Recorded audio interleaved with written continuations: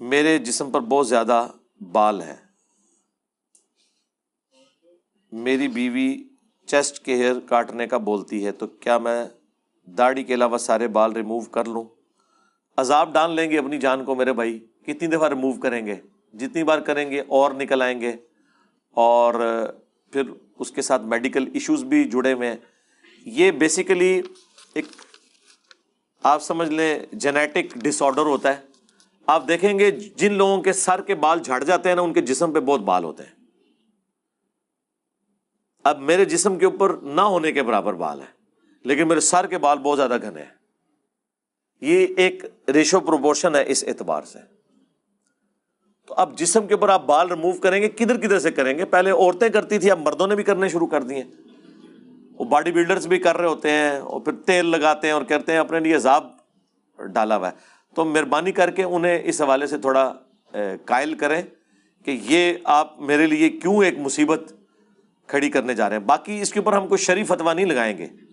یہ کوئی ایسے بال نہیں ہیں جن کے ریموو کرنے کا منع کیا گیا ہو۔ ظاہر داڑھی کے بارے میں حکم ہے، باقی بالوں کے بارے میں تو وہ نہیں ہے، لیکن میڈیکلی اس طرح کی چیزیں ریموو کرنے کے جو نقصانات ہیں، اس کے لیے آپ کسی اسکن اسپیشلسٹ سے رابطہ کریں، وہ جو آپ کے لیے ڈیسائیڈ کرتا ہے نا، آپ وہ کر لیں۔ شرعی اعتبار سے اس کی کوئی ممانعت نہیں ہوگی، لیکن اگر میڈیکلی اس کا کوئی نقصان آپ کو نہ ہوا، اگر میڈیکلی نقصان ہے تو ہر وہ چیز جو آپ کو نقصان میں ڈالے ہم اس کی مخالفت کریں گے۔ ہم سگریٹ کو کیوں غلط کہتے ہیں؟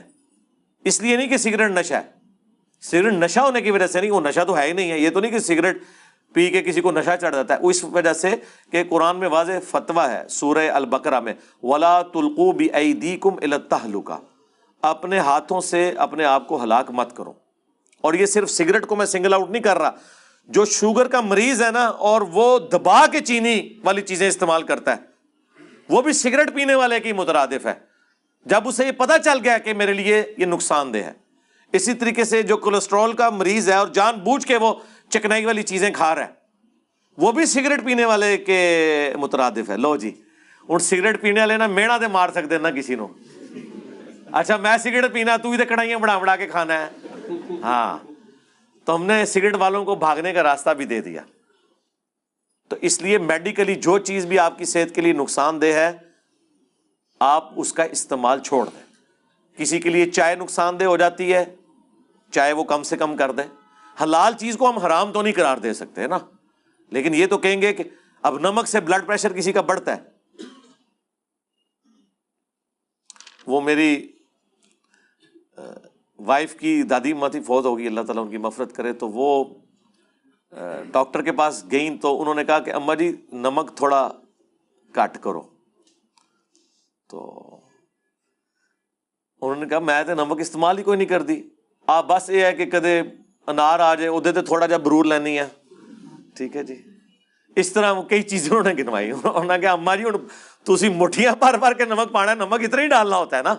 اگر کسی کو کہا کہ آپ نے نمک کم استعمال کرنا ہے تو یہ نہیں مطلب ہوتا کہ پہلے تم ایک مٹھی ڈال رہے تھے اپنی چاٹ کی پلیٹ میں تو اب ایک چٹکی ڈال لو۔ نمک وہ اتنا صحیح ہوتا ہے نا، یہ وائٹ پوائزن ہے، نمک بھی اور چینی بھی، ٹھیک ہے جی۔ اور شوگر کے مریضوں کے لیے 3 چکنائی، چینی اور چاول، لیکن چاول سے مراد ہے پلاؤ والے چاول۔ اگر بریانی والے چاول ہوں نقصان دہ نہیں، کیونکہ وہ ابال کے بنائے جاتے ہیں۔ جو ابلے ہوئے چاول ہوتے ہیں نا، اس میں سے وہ سارا معاملہ نکل چکا ہوتا ہے۔ ابلے والے چاول نقصان دہ نہیں ہوتے شوگر کے مریض کے لیے۔